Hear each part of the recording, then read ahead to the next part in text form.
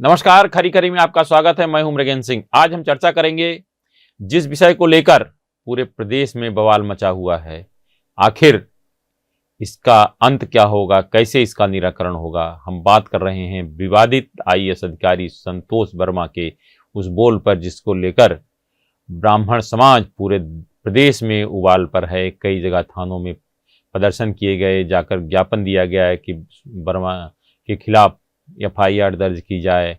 साथ ही प्रदेश के उप मुख्यमंत्री राजेंद्र शुक्ला को भी ज्ञापन सौंपा गया। कर्मचारी संगठनों ने, कर्मचारी संगठन भी इसमें दो फाड़ हो गए हैं। इसके अलावा सचिव कार्मिक एम सेल्वेंद्रन को भी कर्मचारी संगठन मंत्रालय कर्मचारी संघ के अध्यक्ष इंजीनियर सुधीर नायक ने ज्ञापन सौंपकर कार्रवाई की मांग की है। कार्रवाई क्या होती है नहीं होती, आने वाला समय बताएगा, लेकिन अब गेंद पूरी तरह से मुख्यमंत्री डॉक्टर मोहन यादव और मुख्य सचिव अनुराग जैन के पाले में है कि जो अधिकारी कर्मचारी संघ ब्राह्मण समाज ने जो ज्ञापन सौंपा है उसमें क्या कार्रवाई की जाए या नहीं, इस पर अब सबकी निगाहें हैं। लेकिन मामला एक काफी तूल पकड़ गया है। हालांकि इस बीच जब मामला ज्यादा तूल पकड़ा तो संतोष वर्मा ने अपनी सफाई दी और माफी भी मांग ली है। लेकिन अभी भी जिस तरह ब्राह्मण समाज में नाराजगी है, लगता नहीं कि इसका भी निराकरण हुआ। अब आप पूरा मामला क्या, मैं आपको शुरू से अंत तक बताता हूं। इसको देखने के लिए आप हमारे चैनल में अंत तक जुड़े रहिए। हम एक घटनाक्रम के बारे में बताते हैं कि क्या है पूरा मामला।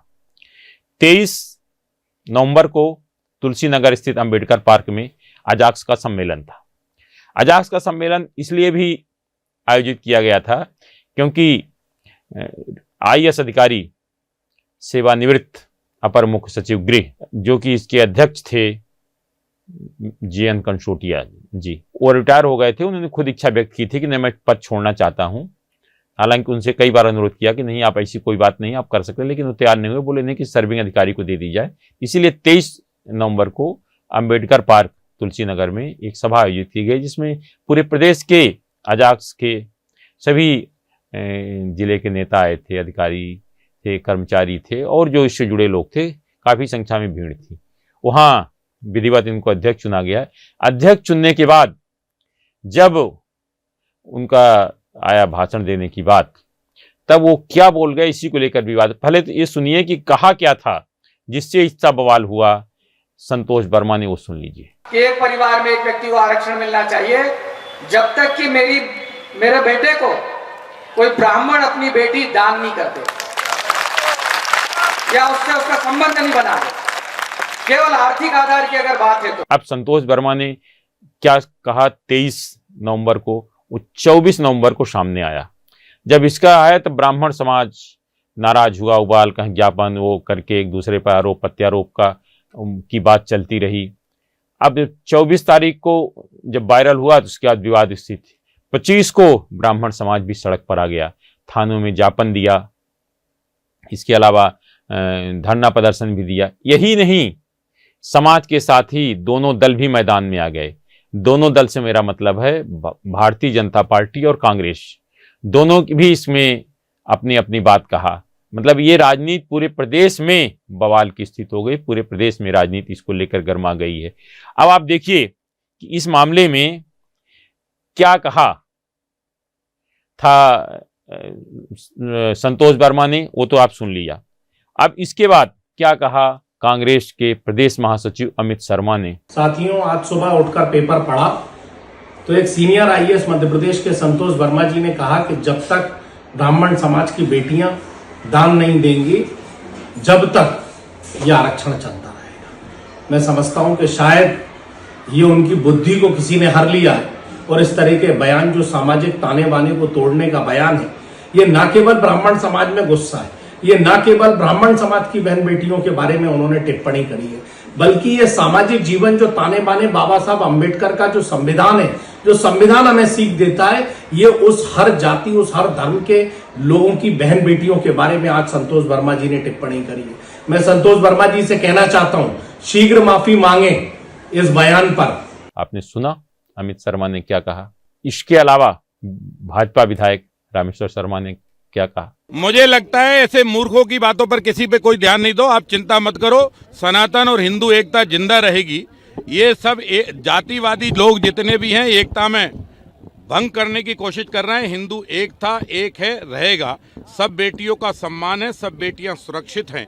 अपराधी मानसिकता किसी की भी चलेगी नहीं। वो भी सुन लिया आपने। मैं आपको सबको सिलसिलेवार बताता जाता हूँ किसने क्या कहा। अब जब थाने पहुंचे थे ज्ञापन दौनी एमपी नगर थाने में, एमपी नगर थाने में जो ब्राह्मण सभा की महिला विंग के अध्यक्ष हैं श्रीमती सावित्री तिवारी, उनने क्या कहा ये भी सुन लीजिए। देखिए भैया, संतोष वर्मा ने ब्राह्मण बेटियों के लिए बहुत ही अशब्दों का प्रयोग किया है।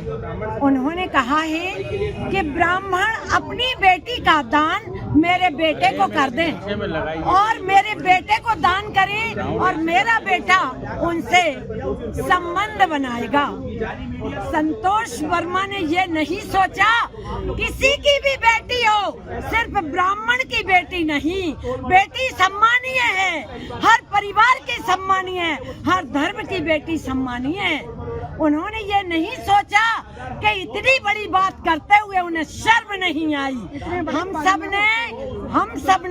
हम सब ब्राह्मण नारी शक्तियां मिलकर संपूर्ण मध्य प्रदेश में बहुत बड़े स्तर पर आंदोलन कर रही हैं। आपने सुना क्या कहा सावित्री तिवारी जी ने। उसके बाद ब्राह्मण समाज के अध्यक्ष पंडित पुष्पेंद्र मिश्रा जी का बयान सुन लीजिए। उक्त कथन से ब्राह्मण समाज में असंतोष, अपमान एवं विद्रोह के स्वर उभर रहे हैं। मान्यवर, उक्त आपत्तिजनक वक्तव्य से एवं अत्यंत आपत्तिजनक जातिवादी टिप्पणी से ब्राह्मण महिला समाज में अत्यंत असंतोष एवं अपमान अनुभव किया जा रहा है। आपने सुना पंडित पुष्पेंद्र मिश्रा जी ने क्या कहा। अब चूंकि ज्ञापन देने के समय प्रदेश एनएसयूआई के प्रवक्ता भी वहां गए थे, विवेक त्रिपाठी, उनकी भी बात सुन लीजिए, उनने क्या कहा। ये गधा है, इसने कल एक संगठन के अध्यक्ष पद की शपथ ली है। इस गधे ने कल मंच पे से जिस प्रकार की बातें की थी, ये दर्शाता है कि इस गधे के हाथ में अगर संगठन रहा तो पूरे मध्य प्रदेश में जातीय संघर्ष उत्पन्न हो सकता है। मोहन यादव जी को तत्काल इस गधे को नौकरी से हटाना चाहिए, संगठन से हटाना चाहिए। इस प्रकार की विकृत मानसिकता ब्राह्मणों की बच्चियों के ऊपर जो टिप्पणी ये कर रहा है, इसको माफी मांगनी चाहिए, नाक रगड़ के परशुराम जी की प्रतिमा के सामने जाके। और अगर ऐसा नहीं करता है तो पूरे प्रदेश में दौड़ा दौड़ा के चप्पलों से स्वागत करेंगे इसका। आपने सुन लिया सबका। जब मामला ज्यादा गर्माया, अपनी सफाई जारी करके संतोष वर्मा ने इसके लिए माफी मांगी और उन्होंने मीडिया पर भी आरोप लगा दिया कि उनके बयान को तोड़ मरोड़ कर प्रस्तुत किया गया। मेरी किसी भी शब्द से या मीडिया ने या इलेक्ट्रॉनिक मीडिया ने जो भी बात सामने रखी है और उसके कारण अगर उनके मन में मेरे प्रति कोई कटुता आई है तो मैं उसके लिए क्षमा प्रार्थी हूं और मैंने उसके लिए खेद व्यक्त किया है। अब ये पूरा घटनाक्रम आपने सुन लिया, क्या क्या हुआ, कैसे क्या हुआ। अब इसके बाद कर्मचारी संगठन, क्योंकि अभी विवाद जो चल रहा है पदोन्नति में आरक्षण को लेकर चल रहा है, एक तरफ अजाक्स जो मध्य प्रदेश सरकार ने प्रस्ताव बनाया है नियम, पदोन्नति नियम 2025, उसका सपोर्ट कर रही, दूसरी तरफ जो कर्मचारी संगठन है विशेषकर सपाक्स, इसके विरोध में सपाक्स का कहना है कि जब पदोन्नति में आरक्षण समाप्त की बात होती है फिर क्यों दिया जा रहा। इसका विवाद चल ही रहा है। निश्चित रूप से कर्मचारी संगठन भी इसमें आगे आ गए। अब मंत्रालय कर्मचारी संघ के अध्यक्ष इंजीनियर सुधीर नायक ने प्रदेश के उप मुख्यमंत्री राजेंद्र शुक्ला से भेंट की और एक ज्ञापन सौंपा और इसमें कहा कि जिस तरह के बयान देने वाले आईएएस अधिकारी के खिलाफ कार्रवाई की जाए। इंजीनियर सुधीर नायक यही नहीं रुके, उन्होंने जाकर कार्मिक सचिव एम सेल्वेंद्रन, कार्मिक सचिव वो होता है जो आईएएस अधिकारियों का पूरा लेखा जोखा रखता है, उनके कार्रवाई क्या करना है, उनके कहाँ ट्रांसफर पोस्टिंग, पूरा काम कार्मिक के अधीन होता है। हालांकि अंतिम निर्णय मुख्य सचिव और मुख्यमंत्री का होता है, लेकिन प्रस्ताव तैयार करने से लेकर उनकी पूरी काम जो होता है सचिव कार्मिक करता है। तो एम सेल्वेंद्रन को ज्ञापन सौंपा। अब सेल्वेंद्रन साहब ने ज्ञापन के बाद क्या किया नहीं मालूम, लेकिन मुझे जो लगता है, मेरी जानकारी है कि ये निश्चित रूप से मुख्य सचिव को भेजेंगे ज्ञापन और मुख्य सचिव फिर मुख्यमंत्री को भेजेंगे, क्योंकि ये धीरे धीरे पॉलिटिकल मामला भी हो गया। अब इस मामले में संतोष वर्मा के खिलाफ कार्रवाई होती है नहीं होती है या तो आने वाला समय बताएगा, लेकिन पूरे मामले में राजनीति गर्मा गई है और गेंद अब मुख्यमंत्री डॉक्टर मोहन यादव और मुख्य सचिव अनुराग जैन के पाले में है, क्योंकि फैसला इन्हीं दिनों के लेना है, क्योंकि मामला आईएएस अधिकारी के साथ ही राजनीति से भी जुड़ गया है। अब ये पूरा घटनाक्रम हुआ, अब इसको लेकर जो पूरा बवाल मचा हुआ है, ग्वालियर में जिस तरह से जाकर वकीलों का एक संगठन के साथ ही ब्राह्मण समाज को लेकर अनिल मिश्रा, जो कि अभी काफी चर्चा में रहे हैं कुछ बयानों को लेकर, वो जाकर थाने पहुंच गए वहां और थाने के सामने धरना देने लगे, बोले एफआईआर दर्ज की जाए, जब तक एफआईआर दर्ज नहीं होती तब तक हम उठेंगे नहीं। और ऐसे क्यों नहीं होना चाहिए। उन्होंने कहा मेरे खिलाफ तो कई जगह प्रकरण दर्ज हुए, इसमें क्यों नहीं हो रहा, और वहां जाकर धरने में बैठ गए। सुनिए अली मिश्रा ने क्या कहा कि 2 घंटे 2.5 घंटे they are waiting for you are not giving any response to them. बात हो चुकी तो आप एफआईआर क्यों नहीं एफआईआर क्यों नहीं? कारण बता दें। आवेदन पे ना जांच का विषय है, ना कोई इन्वेस्टिगेशन का विषय है। सवाल ये है सोशल मीडिया पे पूरे वर्ल्ड वाइड चल रहा है, इंडिया में चल रहा है, हर आदमी देख रहे हैं, अखबारों में छपा हुआ है, और आपको तो कायदे से 2 मोटों में संज्ञान लेना चाहिए। आप चाहते हैं बिरादरी लेवल पे वंश संघर्ष होना चाहिए तो आप ऐसी बात कर रहे हैं, अन्यथा हम तब हटेंगे यहाँ से। टेंट लगवा लीजिए,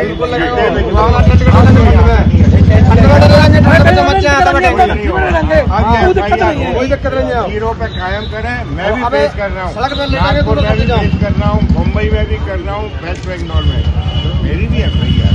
मैं बोला ग्वालियर में था, आप लोगों ने उस समय कोई एक्शन नहीं लिया था। साहब आपने तो इतने गलत चीज पे भी नहीं बोला था। अब नहीं, अब क्या होगी एफआईआर, तो पूरी तभी हटेंगे, नहीं सुन पाएंगे सर। अब अनिल मिश्रा की बात भी सुन लिए आपने, क्या क्या पूरा घटनाक्रम हुआ वो मैंने पूरा बता दिया।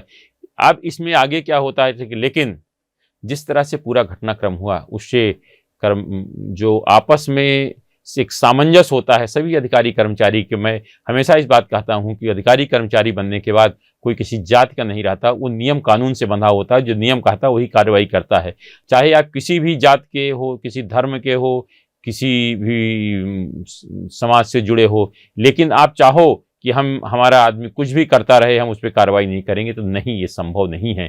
क्योंकि जब तक आप अधिकारी कर्मचारी हो जाते हो, सरकार में जब आप ज्वाइन कर लेते हो, तब आप किसी जात के नहीं रहते, किसी धर्म के नहीं रहते, किसी समाज के नहीं रहते, आप प्रदेश के कर्मचारी हो जाते हो। आपका काम होता है प्रदेश की सेवा करना और जो कर्मचारी के नियम कानून बनाए उसके अंतर्गत काम करना। इसी कारण अधिकारी कर्मचारी जब कभी राजनीति करते हैं तो उनको इस तरह का खामियाजा भुगतना पड़ता है। भाई राजनीति आप करिए, खूब करिए, लेकिन किसी जात के समाज को आप पीड़ा पहुंचा के या किसी समाज के खिलाफ टिप्पणी करके आप अगर ऐसा करेंगे तो निश्चित रूप से इसका फल तो आपको भोगना पड़ेगा। आने वाले समय में भी इसके अच्छे परिणाम नहीं होंगे। तो मैं तो सबसे यही अनुरोध करूंगा कि आपस में सामंजस्य बना के काम करें। सब मध्य प्रदेश के नागरिक हैं, किसी का किसी धर्म समाज से कोई लेना देना नहीं। शादी ब्याह तो एक पारिवारिक वो है, कहीं किसी से हो जाता है, 2 लोगों का मिलन होता है, किसी समाज की किसी भी समाज में शादी हो सकती है, इसके लिए कोई किसी तरह का बंधन नहीं होता। लेकिन आप किसी के बारे में अपशब्द ना कहें, अपनी भाषा पर लगाम लगा के रखें, लोगों से अच्छे से बात करें, तभी सामंजस्य बन सकता है और शांति व्यवस्था प्रदेश में बनी रह सकती है। आपको ये हमारा कार्यक्रम कैसे लगा कमेंट करके हमें कमेंट बॉक्स पर जरूर बताएं, और आपके अगर सुझाव हैं इस मामले में क्या करना चाहिए, हमें सुझाव भी अपना दें। आज सिर्फ इतना ही। इस तरह के खबरों से जुड़े रहने के लिए हमारे चैनल पब्लिक वाणी को आप सब्सक्राइब करिए, क्योंकि हमारा नाम है पब्लिक वाणी और हम अपना धर्म निभाएंगे, आपकी आवाज़ सरकार तक पहुंचाएंगे।